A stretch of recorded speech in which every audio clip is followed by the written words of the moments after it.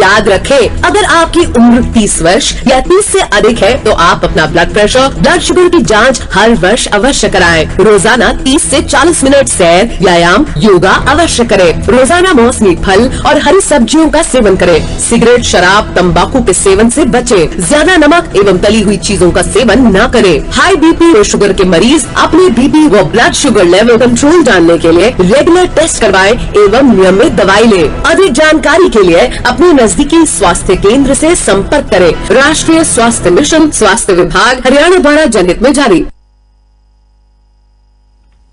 नमस्कार, आकाशवाणी चंडीगढ़ से प्रादेशिक समाचारों के साथ मैं पंकज धीमान। सबसे पहले पेश है मुख्य समाचार। निर्वाचन आयोग ने आज से आकाशवाणी पर वर्ष भर चलने वाले मतदाता जागरूकता कार्यक्रम मतदाता जंक्शन का शुभारंभ किया।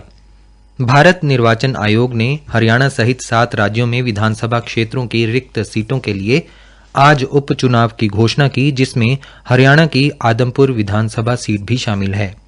हरियाणा में वन्य जीव सप्ताह के दौरान प्रदेश के तीनों चिड़ियाघरों में आगंतुकों के लिए प्रवेश निःशुल्क किया गया और आज हरियाणा में दुर्गा अष्टमी का पर्व श्रद्धा व धूमधाम से मनाया जा रहा है।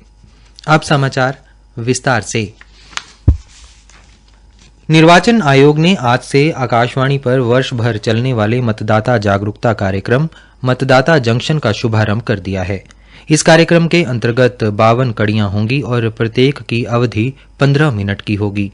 यह कार्यक्रम हर शुक्रवार को Vividh Bharati, FM Rainbow, FM Gold और आकाशवाणी के प्राइमरी चैनलों पर कीजिएगा। देश भर की 23 भाषाओं में इस कार्यक्रम का प्रसारण किया जाएगा।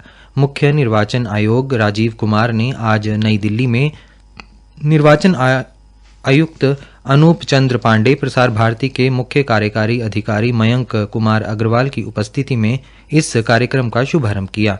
इस अवसर पर श्री कुमार ने कहा कि यह कार्यक्रम देश भर के मतदाताओं में जागरूकता पैदा करने में मदद करेगा। उन्होंने बताया कि कार्यक्रम की प्रत्येक कड़ी चुनावी प्रक्रिया पर एक विशेष विषय पर आधारित होगी। मुख्य निर्वाचन आयुक्त ने अभिनेता पंकज त्रिपाठी को निर्वाचन आयोग का राष्ट्रीय आइकन घोषित किया। निर्वाचन आयुक्त अनूप चंद्र पांडे ने कहा कि निर्वाचन आयोग मतदान में मतदाताओं की भागीदारी को बढ़ाने के लिए सभी आवश्यक कदम उठाएगा। इस अवसर पर आकाशवाणी समाचार की महानिदेशक वसुधा गुप्ता और अन्य अधिकारी भी उपस्थित थे।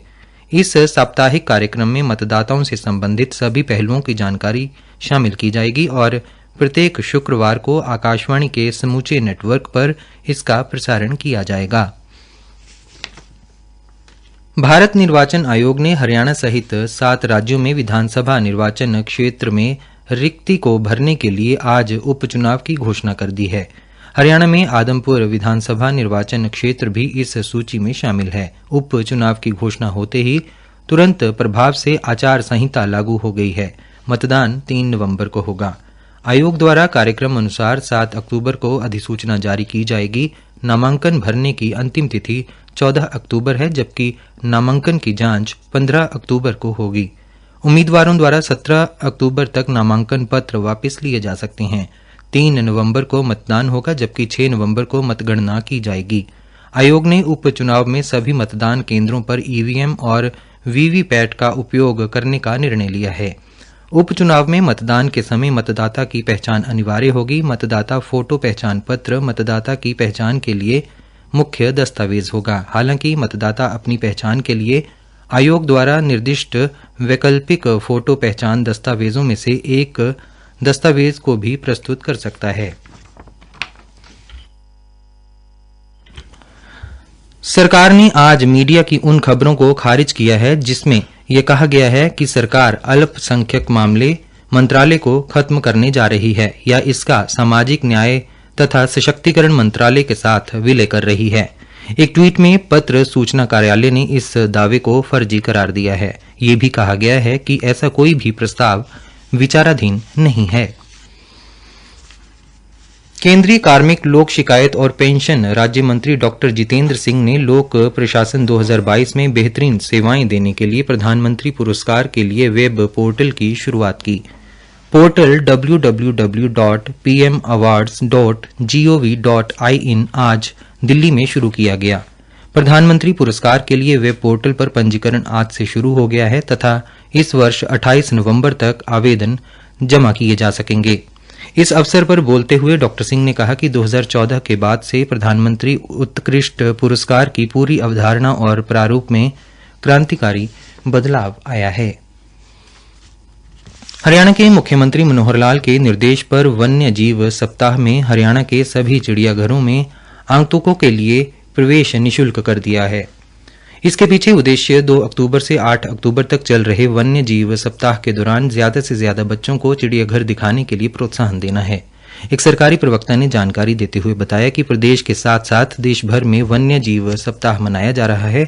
वन्य जीवों को संरक्षित करने के लिए आम लोगों में ज्यादा से ज्यादा जागरूकता लाने के लिए यह वन्य जीव सप्ताह मनाया जाता है।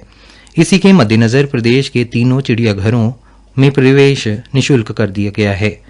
प्रवक्ता ने बताया कि यमुनानगर के छछरौली में वन्य जीव सप्ताह का मुख्य कार्यक्रम 6 अक्टूबर को आयोजित किया जाएगा, जिसमें वन मंत्री श्री कंवरपाल बतौर मुख्य अतिथि शामिल होंगे।